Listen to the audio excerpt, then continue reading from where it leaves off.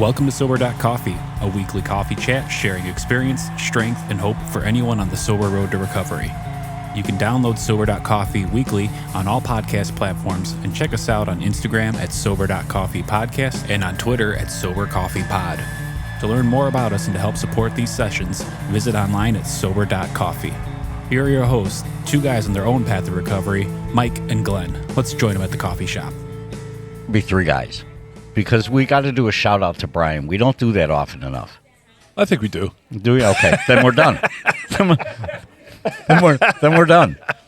No, Brian rocks. He's our engineer. I mean, we're surrounded by it. You'd think we're somebody based on this. Just makes me feel better about doing a podcast, but because of all the electronics around here. I mean, he has a couch now. He's got the sofa. I'm not sure if that's for a therapy session or podcast session, but no, I love Brian. So Brian, we started at 6 a.m. on Saturdays, and okay, 6 a.m. for us Central Time. Yeah, for Central Time. So we sometimes our guests on the West Coast, and it's 4 a.m. for them or whatever. I know, but I just love it because we're in the parking lot, kind of getting our own groove together, and then we see the door open, and Brian stands there, game on.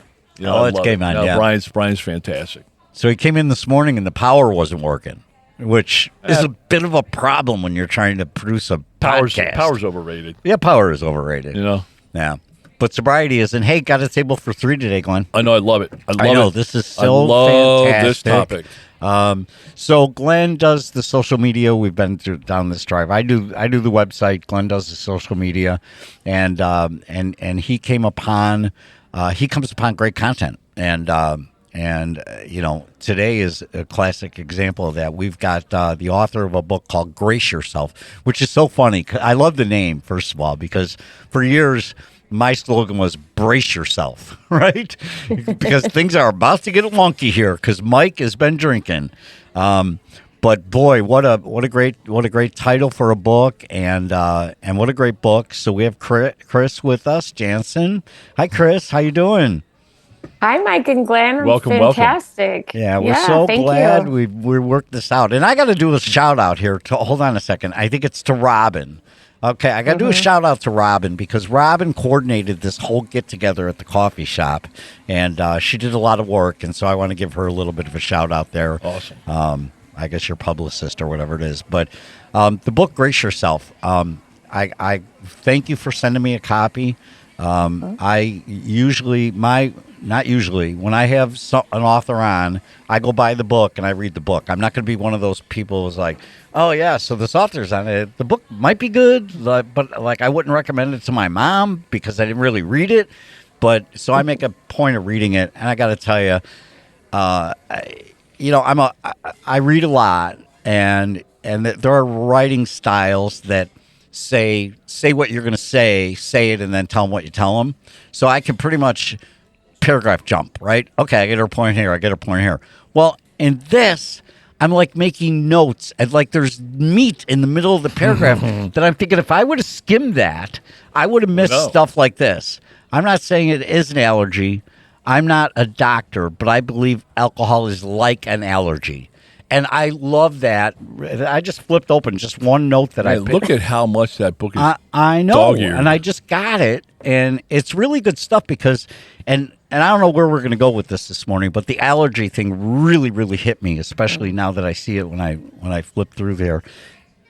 This concept of an allergy, like you said, you're not a doctor, but it's like an allergy. Something happens when I post that first sip. That first sip gets in me. Something takes over, and I've got decades of proof of that, So welcome, and it is early by you. You're joining the coffee shop from California, and so thank you for taking one for the team, for the sobriety team, people listening to us, that you got up at some stupid hour in California. Thank you. Of course. I do go to early risers meetings, so I thought it was funny that that two guys that also go to meetings had me on so early. We are definitely early risers. Do you have beach meetings? We do. I think that is so in cool. Santa Monica. Yeah, Chicago, we don't have them. And I've attended a couple when I'm out in California and Florida. I love being on a beach meeting. I love it. Well, we host one once a year. Yeah, we do. We have a sunrise service beach meeting in Lake Michigan. And it's usually in the latter part of the summer or even early fall. And it's a little brisk out there. Love California. But we love it, yeah. So welcome. So what made you write this book, Chris? Well, so this is my second book. I wrote a book. I'm a coach, and I'm not I do clarify, I'm not a sobriety coach. I'm not an addiction expert. I coach actually a lot of creatives and entrepreneurs, but I do have a story with alcohol addiction. And so I wrote a book with all my coaching tools called Living All In. That was my first book. Okay. And then I love writing. And so I started writing. I thought, there's one chapter in there that touches on patterns and habits and addictions. And I thought this deserves a whole book. So I wrote this second book, and it still has the coaching tools in it. And in order to make my point, I shared everything about my addiction story with alcohol. And so that's why I wanted to write it. I had almost 14 years of sobriety. And then in 2020, you've probably heard this story dozens of times, but in 2020, I moved, we moved to a new state, and I could not, when I got there, couldn't find my regular meetings. I was a brand new empty nester. There were a lot of life transitions that I probably should have processed better than I did. And I just had this thought, this is such an alcoholic brain. I had this thought, I don't think I'm alcoholic. I think I drank over. Awesome. See, now if I had been at a meeting, 1 million people would have started laughing and sat me down. But I didn't have a community. And so I thought, I think I drank over all these things in my life that I had worked through, and I'm good. So I decided to test the theory if I was an alcoholic or not, or if I had this allergy or not. Right. And obviously it didn't go well right away, but it was so difficult to get sober a second time. And, the saying, it's easier to stay sober than get sober, could not be more true. And so, but I did it, of course. That was the only option. There's no plan B there. So I wrote everything down as I was going through that journey. Wow. So the book would not have come about had that not happened. It's not that I recommend it for other people going on that same field trip, but I went on it, and I wrote a book about it and the things I learned really from getting sober a second time. So we can pretty much clarify the research sabbatical. Is that what you did? A little research sabbatical? Exactly, a research sabbatical. That's good. That is great. And would that have put us into COVID then? Is that the right timing? It's exactly the timing. It was 2020. Yeah. Yep. Wow. It was exactly the timing. It was 2021 actually, but we were definitely still in quarantine. Yeah, right. Mm-hmm. Crazy. And and the book, I'll give one more plug, and then I'll just kind of let you unpack it a little bit. But there's exercises in it, right? So right. It doesn't push-ups. Yes, you have push-ups, mental push-ups, sobriety push-ups. I love it. Which is really great because it brought me to a point mentally where I started asking myself some questions, and then boom, I flipped the page, and it's like, oh, yeah, write your stuff down here. And so it was a bit of a workbook as much as an informational presentation. So I really found that helpful. When was the book released? It's not released. It releases February 18th. Okay. So Can they pre-order? I'm on this. They can pre-order anywhere, and that's what I'm running around telling people about. Please pre-order. Okay. Pre-orders mean the world to authors. It makes a big difference how many pre-orders we have at launch week. So with a book like this, obviously, it's all about impact and getting the message out there, because you never know who it can help. So you just pre-order on Amazon, you just go type in Grace Yourself? Amazon, or you can go on Amazon. You can go on Barnes and Noble, Target. You know, me and the Amazon guy, we got a thing going on. Personal And, relationship. yeah, it's a little bit of a personal relationship. Go so, to if I Amazon. There 3 times a day. If I go to Barnes and Noble, he'll know. That's fantastic. And then we'll we'll put that in our resource room so people can do it. So did you have an epiphany while you were writing it? I mean, did anything strike you as you went back and looked at your notes where you're like, wow, that was something that I didn't see coming the second time around? Oh, the epiphany was the whole book's an epiphany about this, just the magic of sobriety, and this that I did notice. I'm not going to say I didn't notice the first time around. I did notice. I forgot. And I say in the book, I compare it to, like a child when they learn to tie their shoe, we're just amazed. That's amazing. They learn to tie their shoe. We taught them to tie their shoe. They learn to tie. But then as the child grows up, it becomes less amazing. I'm not going to congratulate my 12-year-old on, wow, you tied your shoe, right? And so sobriety for me was it lost its, by 2020, I allowed it to lose its luster. And I just wasn't as excited about tying my shoe. And to me, that now that I've been through my research sabbatical, as you say, I see that had everything to do with sobriety, community. I mean, and our saying, community is the opposite of addiction. So when I'm in a sober community around other people that share my same sober goal, it's magical again.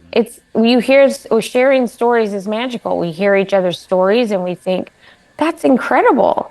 I every day, that never gets old. And because I'd gotten out of community, the brain that I have quickly forgot how magical it was.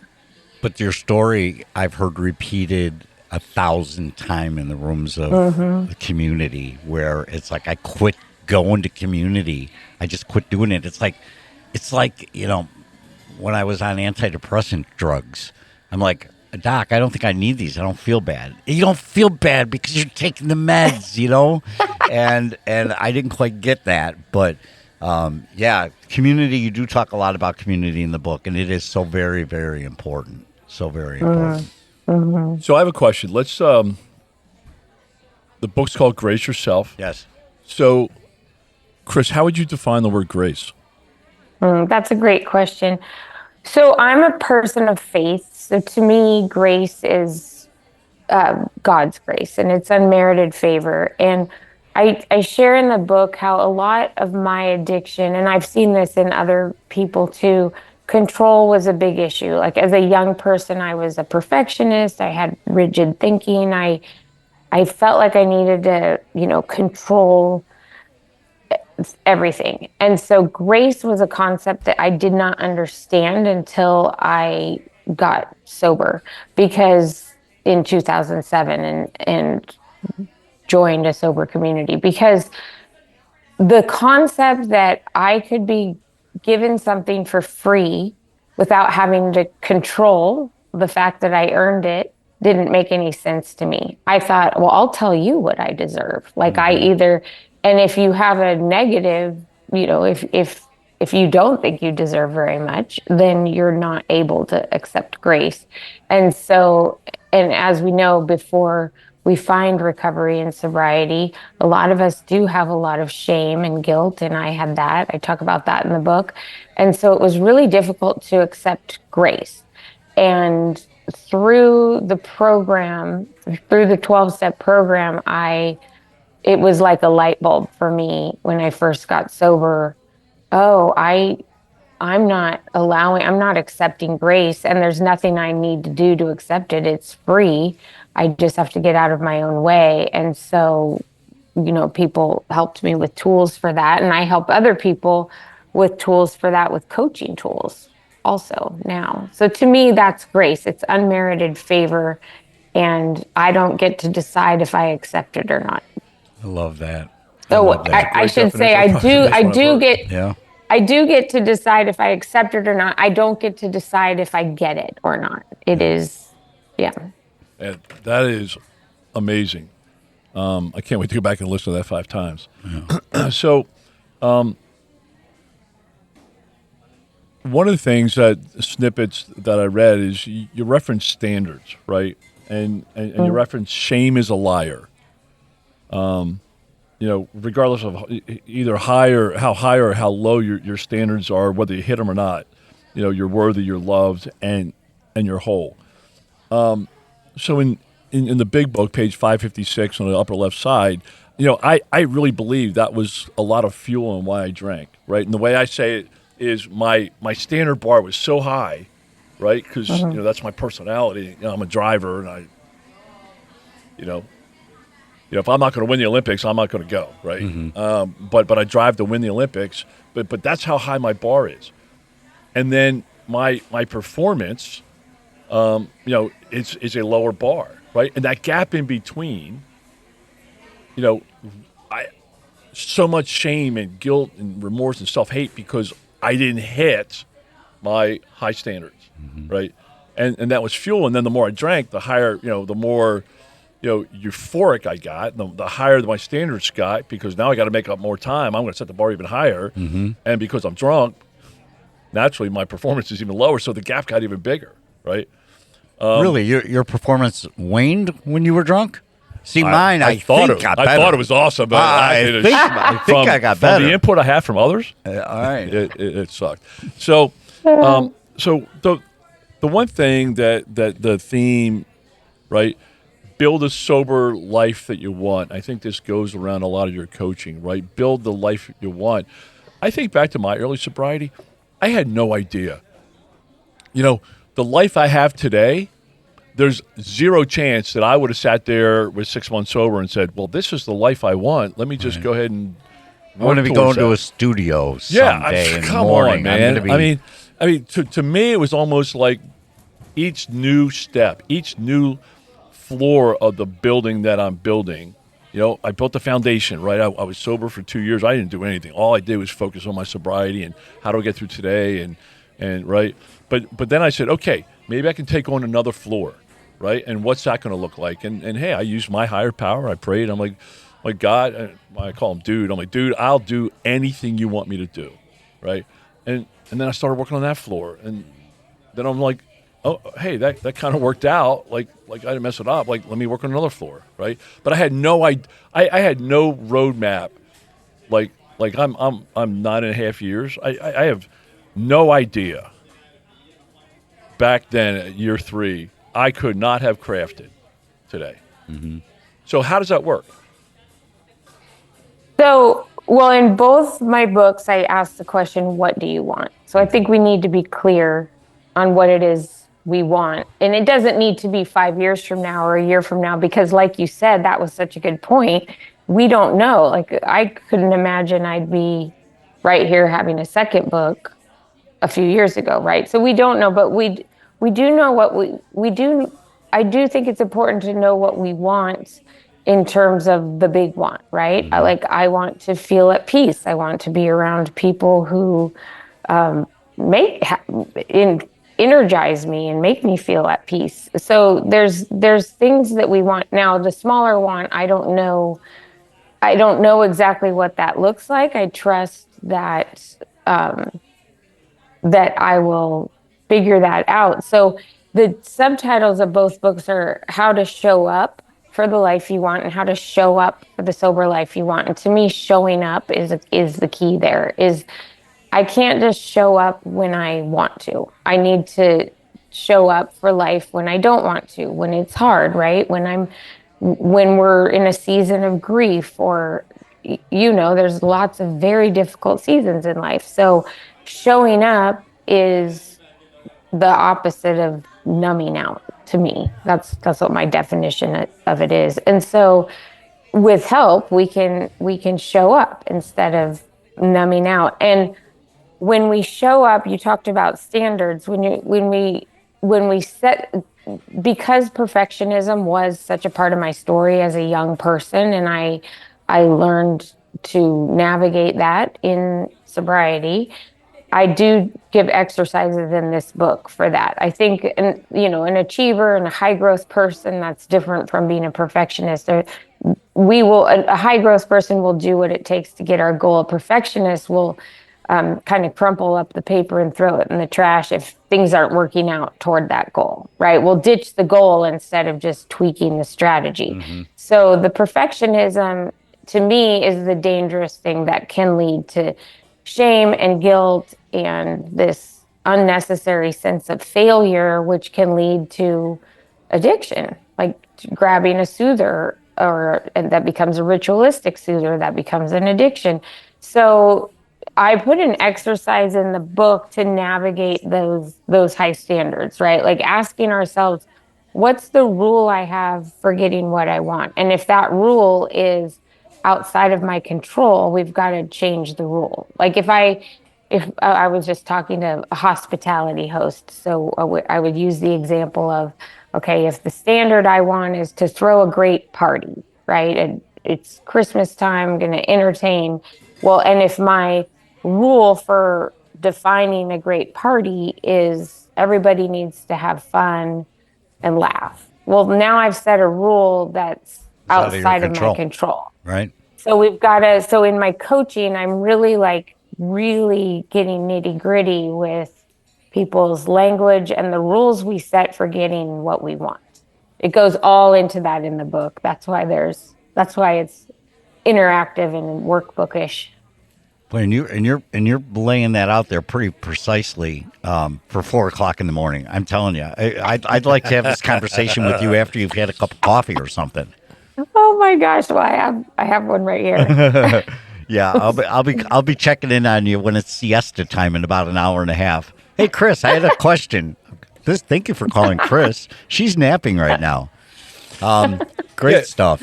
So how to show up for the sober life that you want? You know, as Chris was just laying that out, I started thinking, okay, what did I know back then, right? Mm-hmm. What did I know that I wanted? Clearly, probably how it looks, I could have no dream, right? But if you had asked me at 1 year sobriety what I want, I mean, my brain didn't work for the first year. But at 1 year, my answers would have been 5 things, 5 kind of pillars. I said, hey, I want sobriety, I want to live today without taking a drink. Mm-hmm. Second thing, I want to rebuild my relationship with my girls. I want redemption, because I didn't have a relationship with them. I burned that. I want to learn to live a life serving others because I really started seeing the value of that at 1 year sobriety. I wanted to figure out the spirituality thing because I had no clue. The religious bullshit I grew up with just didn't work, and I knew there was a better way, a different way, the right way, maybe, for me. And then lastly is, I wanted to find a cool life partner, right?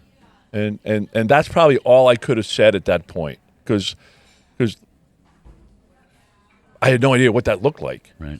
And I think what I said, the difference today is now I can see what that looks like. Back then I just had kind of those principles, and now I can see by living the 12 steps and staying sober and getting off the couch, Chris, because you know what? And, we have a group of guys we hang out, and that's my common theme, because I see guys that want more, and they're so comfortable on the couch.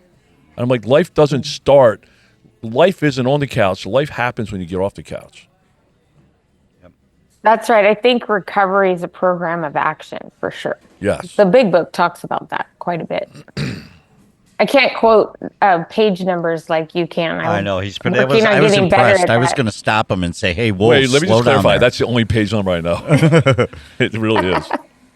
To quote off of page 103. Chris, his book is literally earmarked to death. This line. That means so much. Listen to this. Being vigilant is different from fear. Vigilance is being alert and watchful in order to protect your sobriety by having a plan when lurking temptations arise. Fear is anticipating those temptations will take you down. When I was listening to your story, and you were talking about drifting away from the community, and I think about complacency, and that's one of my fears because I don't want to go back. And one of the things I've learned from reading good books like this and listening to people in the rooms is you gotta, keep coming back. You gotta go through that motion. You have to be present. And I love your show up thing. That's what you have to do. I just never said it that way, but that's what I do. I just go to, I don't want to go to a meeting. I don't. I wake up, I'm writing, I'm doing something I'm really enjoying, and then there's a 7 a.m. meeting I really should go. And then I, kind of go. Every time I'm glad I went, but every time I'm like, I really don't want to go. But I know I need to keep going through these motions because I know it's worked for me, and I don't want I don't want to go on a research sabbatical. I got I think I've learned what I need to learn. I can't allow myself to be complacent. Can't do it. You just got to do the next right thing, whether you feel like it or not. Yeah, right. That's right. So what else can we do to promote your book for you? Oh, thank you. Well, I also have between now and launch, February 18th, you can get the book directly through me at graceyourselfbook.com. Okay, I'll put that link in the hold on a second, graceyourselfbooks.com. Book. Graceyourselfbook.com. Okay. Yeah, and if you go there, I've set up all kinds of bonuses and incentives. If you get a book through me or 5 books, or it lists the things in there. But I have some bundles. I'm offering to do a virtual book club. I offer a workshop. Because I still am working as a coach. So there's even, you buy a certain amount of books and I do coaching. So I've set that up there so people can go there. And yeah, my website will always be updated, which is chrisjansencoaching.com with where to get the book. But like I said, pre-orders mean the world to authors. So if people could pre-order before February 18th and tell their friends, I would greatly appreciate it. You're helping me save lives. Lastly, help the person who's a little sober curious so that maybe they haven't, hit their bottom. Maybe they have. Maybe they just don't like what alcohol's doing for them anymore. What do you recommend to that person? How do they show up today?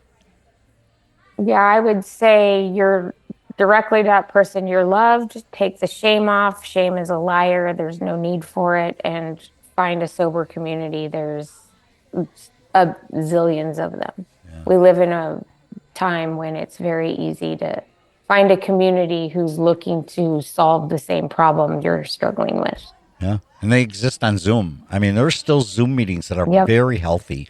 I mean, I'm a big fan of in-person meetings, but there are sober communities out there that you in the comfort of your living room, you can dial in same day, every day, 6 p.m., 6 a.m., whatever you want to do, and plug in the community. Chris, thank you so much. Chris, I have one quick question for your coaching. Is that in person only or also virtual? I do phone coaching. So, yep. Got it. All right, beautiful. Chris, thank you so much. This has been great. Thanks for joining us. Thank you. This was super fun. Thank you for having me. Yeah. Grace yourself. Come back for book number 3. Just kidding. Just kidding. I will. All right. I know I started it. Sounds great. That's awesome. Have a great week. Have a great weekend. Thanks for joining us for today's coffee chat. To contact the show, email us at podcast@Sober.Coffee. If you need immediate help, the AA hotline is 800-839-1686. The National Suicide Prevention Hotline is 800-273-8255. Remember, Mike and Glenn are sharing their own journey on the path to recovery. Any suggestions, medical or otherwise, are their own experiences and should not be viewed as professional advice. See you next week, and remember, there is a solution. Stay safe in the city of Chicago. Beautiful city.